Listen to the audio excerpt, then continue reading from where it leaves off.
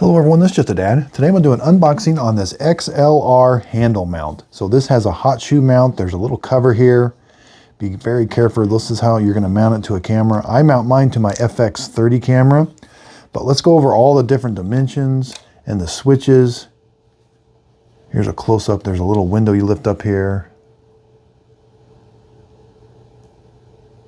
Here's what the front looks like. This is where you can mount the microphone. Lift this up.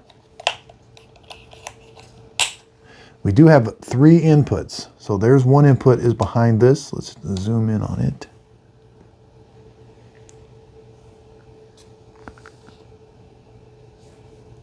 It says plug-in power behind input 3.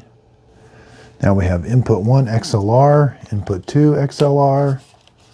Here we've got a little door pull up here. We can see there.